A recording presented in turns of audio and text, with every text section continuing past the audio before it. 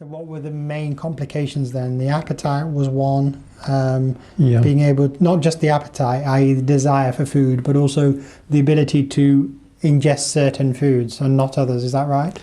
Yeah, I find that I didn't have too much problem swallowing, a lot of people did, but things like bread and anything cloggy like that, I could tell hadn't gone down because there's a dead area now between the mouth and the top of the throat and the stomach that's got no feeling at all. Yeah.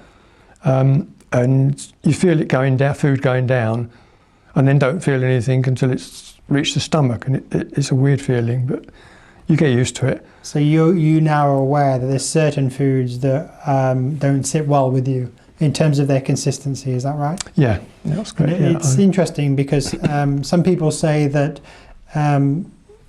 very liquidy foods or liquids basically can be difficult in their own right, and very solid foods, but there's a balance between it being a solid and a liquid, if you know what I mean, in terms of ingestibility. Yeah. And what do you notice there? Well, I quite often find that just drinking a fluid, it goes down because you don't feel it going down. Yeah. You probably take too much, and then it comes back up again almost straight away, which is a horrible taste because obviously it brings the stomach juices up as well.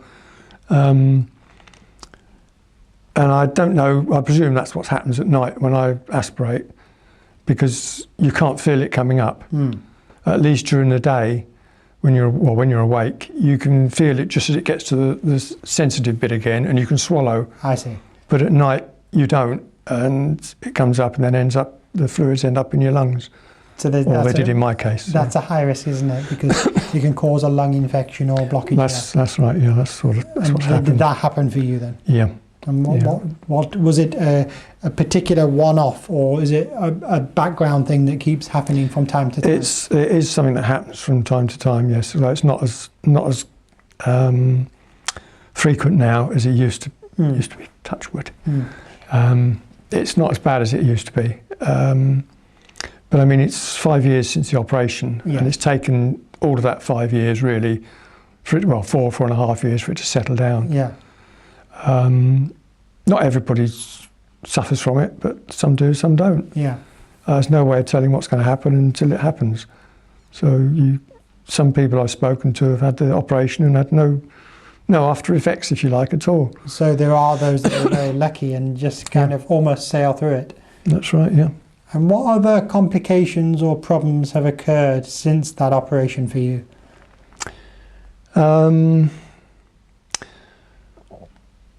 of the problems I do find a lot is where they had to go in from the side, and they had to cut a piece of rib away to remove the ribs.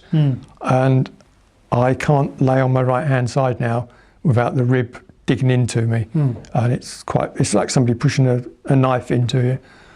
Or I can lay in bed at night and just move slightly, and I can feel it moving around and rubbing. And the one thing I will say is I'd recommend to anybody having this operation that they get an electric bed. Because we tried propping the bed up on bricks and lifting the mattress up, and none of it worked. But virtually since 2 months after I came out of hospital, I've had an electric bed, and I sleep at about a 30 to 35 degree angle with my feet up a bit as well to stop me sliding down the bed, and sleep on my back.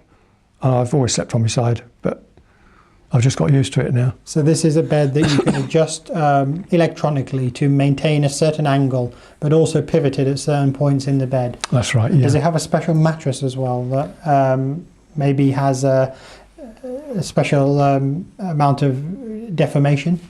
No, it's basically a solid foam mattress, so that it bends, because if you have springs, obviously the springs are going to break with bending. It's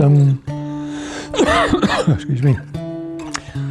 It wasn't as comfortable as my other bed at the time, but I've got used to it now, and in fact I sleep with a foam topper on top of the foam mattress as well.